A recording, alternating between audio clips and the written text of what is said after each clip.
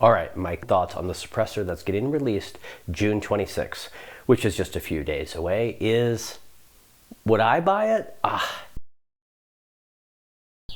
Hey everybody, Rob Orgel. In this video, I wanted to play with the new PTR suppressor. Now, you may have heard of the Spiritus, and you probably saw at SHOT Show where I was working with Silencer Syndicate and very excited to talk about PTR's new suppressors, and in fact gave them 2 of 7 suppressor awards for the year because their 308 silencer is amazing. It is one of the best sounding all-around silencers that I have put my hands on. It is a phenomenal suppressor. Their 556 silencer is also very good, but if you have a 308 silencer, you probably don't need the 556 silencer. If you want just 556 specific, I can appreciate it's a little bit smaller, a little bit lighter, but if you don't mind going a little bit bigger, that 308 suppressor is phenomenal, and it even does better on 556 than the 556. So if I was, I like using this analogy. If my house burnt down and I had to go buy a silencer, I would buy the PTR 308 suppressor. I believe they call that the Vent 1.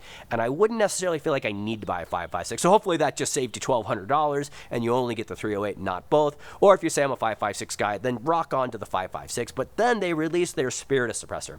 Now at SHOT Show, I did get to shoot it. And here's the truth. I recently feel as if I've been fooled, and I won't say the company that fooled me, but they came out with a smaller 22 suppressor. And I tested it and said, wow, this thing is really good.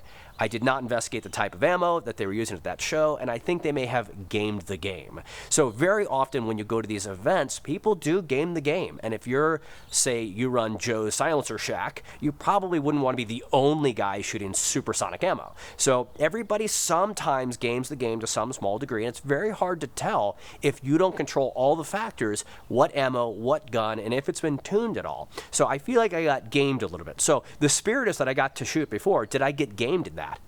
I don't know. In today's video, I'm going to put it head-to-head with some of my other favorite silencers that are low back pressure and sound great, and I'm going to put it head-to-head with their previous PTR models with their Vent 1, 2, 3, etc., and see how it shakes out in comparison. Now, the backstory on this suppressor is, it seems that the industry said, I don't want titanium, I want Inconel. And I think when we interviewed the engineer, he did a very good job of explaining why the industry said Inconel and not titanium. I'm a big titanium guy. If you want to know more about why I think titanium's the cat's meow, make sure you put a comment asking me why titanium and not Inconel, or why titanium and not stainless or otherwise, and I'll dive deeper into that in another video. But personally, I would prefer a titanium suppressor. So having the Spiritus and Inconel, I scratch my head. I hope that they make the same model in titanium, so not just lightweight, but also compact and all the other things that the Spiritus is. And in the Inconel version that we currently have, we will test it and find out how it performs today in comparison to its peers and make sure we didn't get gamed, because at SHOT Show, it was an impressive suppressor. All right, guys, make sure you like, comment, subscribe. Thank you for all your support you've done thus far, and let's get into it. Alrighty, so for our sound test today, we have a 16-inch bolt-action 223 rifle. The reason why we're using a bolt-action is that we don't get any port pop or any bleed-off the back end, because on an AR-15, you really never find that perfect hearing safe. They all kind of ring my bell at around 139, 140 something. So OSHA will tell you that's hearing safe for a single exposure, but for multiple exposures, it kind of does damage. And I've got hearing loss and tinnitus, so it kind of just doesn't do me any favors. So on a bolt gun with a sealed system, I'm able to isolate much more how a suppressor sounds. So to start off, again, 16-inch ammunition today. We're using the same ammunition I always use, and that is the PMC X TAC 55 grain full metal jacket boat tail ammunition. Later on today, we'll use a little bit of green tip ammunition, M855, for some other exercises and experiments we're going to be doing, but for now, we're sticking to the 55 grain. So on the end, I've got an Omega 300. That, in my opinion, is just the baseline standard suppressor of yesteryear. It was really the cat's meow for its time. It was modular, it's lightweight, 14 ounces, blah, blah, blah. But it is a full back pressure suppressor. So on a sealed system, it's going to sound very good. On an AR-15, it really is rough on that back pressure. And we'll look at that a little bit later in this video. For now, just on sound, we've got the Omega 300 direct thread, and then I took off the anchor brake, and I have a 556 end cap to make it as quiet as possible for this ideal setup. All right, let's go live, cook off a few rounds, and see what the baseline should sound like.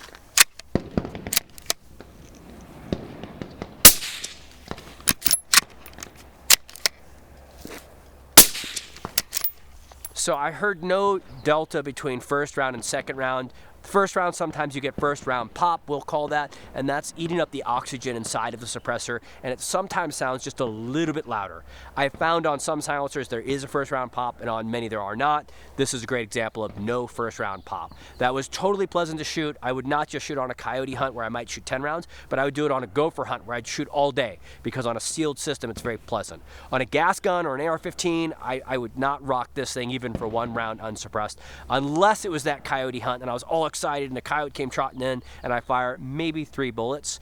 Outside of that, I would recommend always wearing hearing protection or using a sealed system. There's plenty of precision rifle courses I've put on where everybody's got a bolt gun, everybody's got a suppressor, and nobody wears hearing protection and nobody's ears are ringing at the end of the day. All right, let's move on to the next suppressor.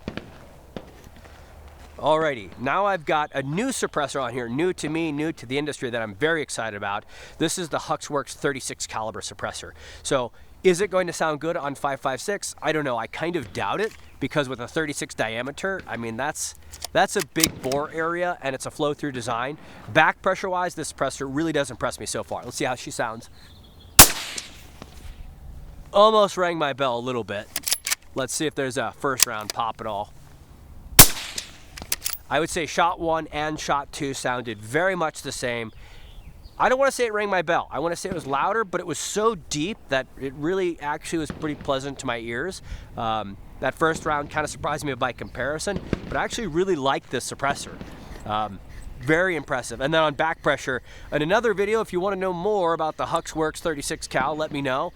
And if you're interested in a head-to-head video with the HUXWRX versus the B&T 36, we have that one on the way, and I would be happy to do a head-to-head. Make sure you put that in the comment section so I know. Alrighty, so now we've got the PTR 556 suppressor. This silencer sounds really very good.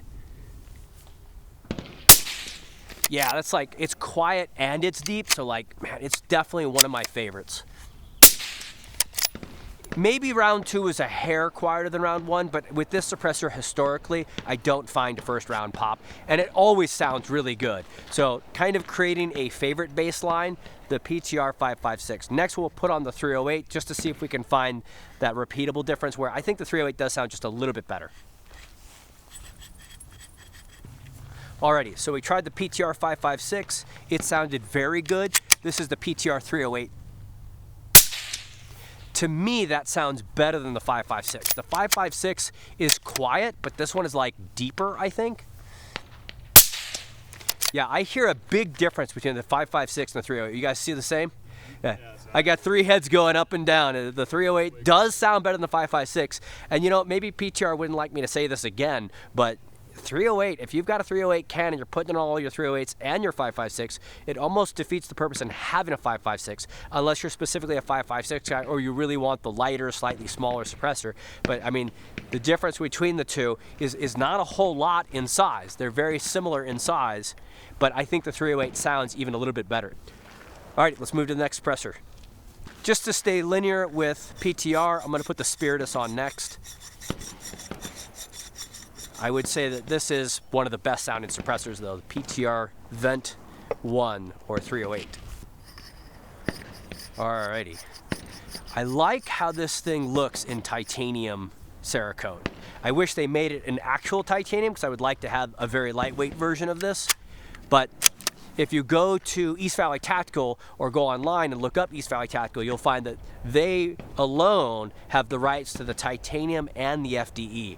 And that FDE also looks really sexy. The PTR VENT 1 also is available in that FDE and the titanium. And man, the FDE looks so good. This one, if I was gonna do it, I would do it in the titanium color, but I would wanna get it like titanium metal and titanium color, because I just think it just looks good. Wow, that was really deep sounding, not offensive to my ears at all. No first round pop. I mean, the second one maybe was a hair louder than the first one, oddly, but it sounded good, it sounded deep. Not a bad can. Would I pick it over the VENT 1? The VENT 1's definitely quieter, but this one has a deeper pitch to it. So I would say both are totally non-offensive. Meanwhile, I've got squirrels on the berm behind the camera that are watching me. Like, you can't shoot me at this range, we're protected. All right, let's move on to the next suppressor. Okay, now I've got the Print XH Compact. So this is definitely a tiny can, like 5.5 inches. Really very impressive for a lot of reasons. How does it sound on a 16-inch gun? Gee, I don't know. Let's find out. I don't think I like that much. It is definitely good for a compact suppressor, but it's deep in sound, but it's a little bit loud. Round 1 sounded a lot like round 2. End state is a K can on a bolt gun doesn't really make all that much sense. So on a small AR-15 that's kind of already loud and kind of already around the 139, you don't get to reap the rewards of a full-size suppressor. So having a K can that's lightweight makes a ton of sense on a 16-inch or a 10-inch 5.56 gun, but on a bolt gun you can really reap the reward of a full-size suppressor, and Ks maybe just don't make the most sense. I'm going to throw one more K on here, and that's I think it's called like the Monarch Reese or Recce or something like that from 4 Systems. Very similar in size and weight. Let's see how she performs. Okay, so we've got the 4 Systems. I'll just call it the K suppressor because it's easier to say that. Hopefully it's quieter than the BNT. It sounds deeper. I don't know if it's quieter. If I was on a coyote hunt, I'd have no problem with that. If I was shooting gophers in the masses, I don't think I would like that. But it is, again, on a 5.56 semi-auto rifle, both of these suppressors are very, very good. Big difference is a little bit of weight. I think this one's a hair lighter. But this is all titanium, whereas the Print XH has titanium, Inconel, and then stainless steel to reduce that muzzle flash at night. And I have tested that, and after 1,000 rounds, it does work if you care about adding 2 ounces for muzzle flash at night, or if you want to save the 2 ounces, just be as light as possible. Alrighty, so for our back pressure test, what we do is we use a RifleSpeed adjustable gas system, and we choke down how much gas it takes to get last round hold open. The hardest thing we ask of our AR-15 to do is not extract, it's not eject, it's not just feed, it's to go all the way back to get that last round hold open. So what I've got is an unsuppressed system with a 16-inch barrel. I put it in setting 10, and that's going to give me last round hold open. I can choke it down one and then not get last round hold open, and I can choke it up more and feel increased recoil. Then I'll put different suppressors on so that we can measure how much choking off I can do while maintaining last round hold open, therefore giving us a metric of how much the suppressor is increasing our back pressure than without the suppressor. All right, so with no suppressor in position 10, empty magazine inserted, 1 round in the chamber, range is going hot, eyes and ears. Last round hold open, ejecting to the perfect direction, and if I choke it down one more, it will not cycle. Well, it'll cycle, but it won't last round hold open. So now I'll add different suppressors, and we can test different last round hold opens.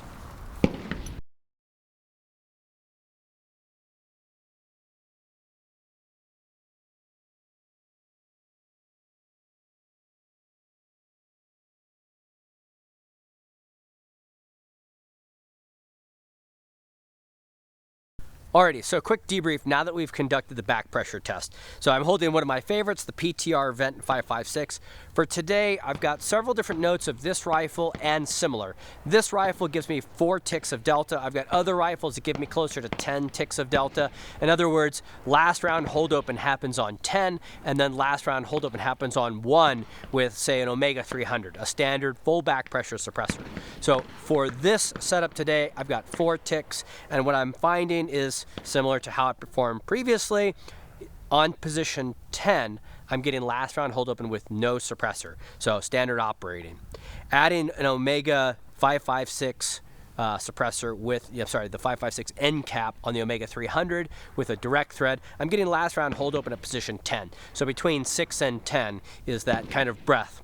The 36 suppressor from Huxworks is actually position 10, which is impressive. It's showing no deviation between suppressed and unsuppressed with that specific suppressor. On the other host, I found it position 8 of 10 when a standard suppressor was position 2. So it's very low in back pressure. Now the PTR 5.56 is position 8, which is mid-tier. On other weapons, I find that this is position 5 of 10, so kind of right in the middle. Now while that sounds like it's a medium performer, that's actually a very high performer. There are few suppressors that are low back pressure that perform better than position 5. In other words, I have to turn the gas up to get last round hold open. Like the Hux Works, there are several that give me last round hold open, but I have to turn the gas up. So 5 is a great like low back pressure suppressor. Anything above that is a very impressive low back pressure. So that's the 556 vent. Then I've got the Print XH. Now the Print XH, I have the full size and the compact. Today we're testing just the compact. And you know, how it typically performs is how it performed today. 9 when 10 is unsuppressed, and then on the 1 to 10 settings, it's usually like position 8. So again, you know, a better performer in back pressure, but not better in sound because it's more compact and a little bit more flow through-ish and less high sound quality. So what's also interesting is the Recce or the Reese, whatever people like calling these things, from 4 Systems. This thing, very impressive, almost identical in sound and in back pressure performance to the B&T. So, I mean, you'd be hard pressed to choose between the two which one you would pick. I think this one is just a hair lighter, and I think that creates merit for it. But then into the PTR VENT 308, again, one of the best sounding suppressors I have, and low back pressure, but again, position 5. So great on low back pressure, amazing in sound. I would rock this all day with no complaints. And then, as you already know, as I mentioned earlier, the Omega 300 is just the best baseline suppressor. So the Spiritus suppressor. This guy performed exactly the same in back pressure as the PTR 308 and 556, the vent models. So performance-wise, it is doing everything its full-size companion is doing. It is just offering it in a more compact version at about 14 plus ounces. So similar in weight, much, much smaller in size, and probably much more durable. Now, I've been informed that this suppressor has seen probably over 6,000 rounds since it's been cleaned last, and you can see the ports are beginning to get clogged. Now, I know that was a concern that people brought up to me before, and that is all these other suppressors are kind of maintenance free. And PTR was saying every 1,000, 2,000 rounds, it's a good idea to clean it. And here I have an example of a suppressor that's been through 3 or 4 different shows, seen a lot of rounds, and is still giving me the exact same performance as its full-size companion. So it leads me to believe that the purposely induced porosity and, you know, the PIP they call it, that bleeds through here, that's beginning to look, I don't know, 10, 30% clogged, is still performing really very well. So it gives me confidence that probably this suppressor and its bigger brothers are going to do just fine, even if you do what most Americans do, or at least what most men do in this world, is ignore their problems and hope they go away, and don't clean things and hope they keep working. This one seems to be doing that. So I would say the Spiritus is a great suppressor. Would I buy one? You know, if they told me they're going to do one in titanium, which I don't think they're going to, I'm trying to convince them to, but if they said, shh, one's coming in titanium, I would hold my breath and buy that one, because I love lightweight suppressors.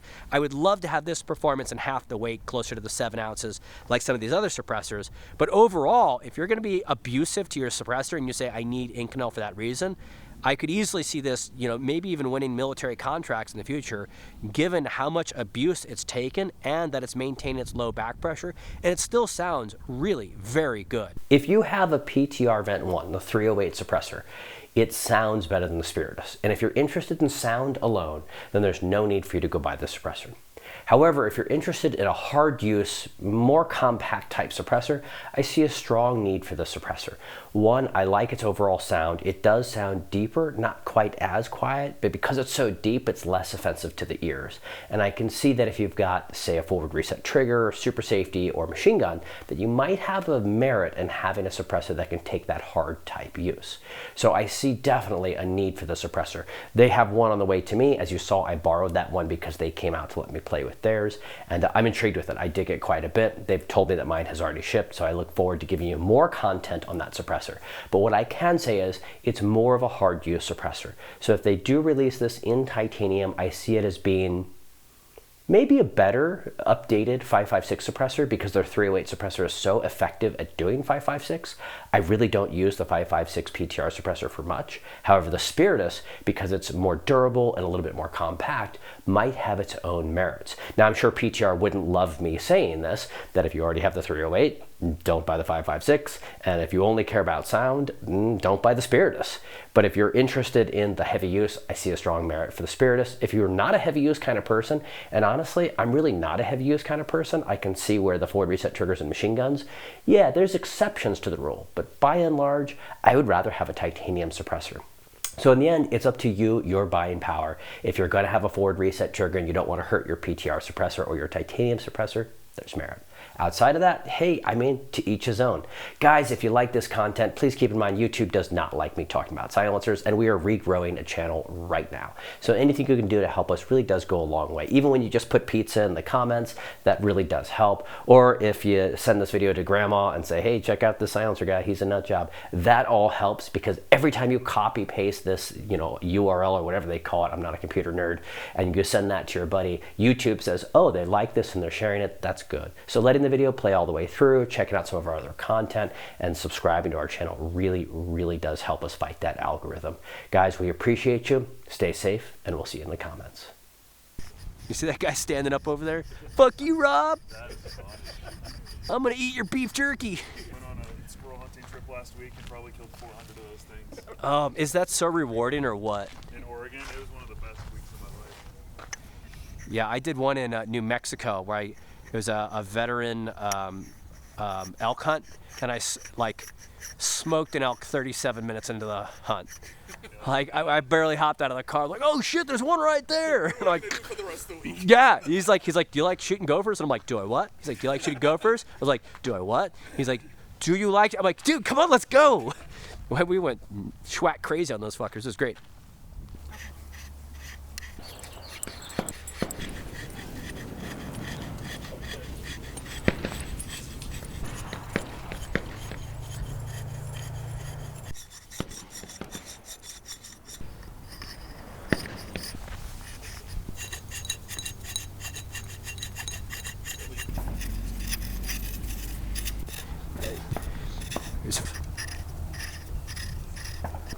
Yeah.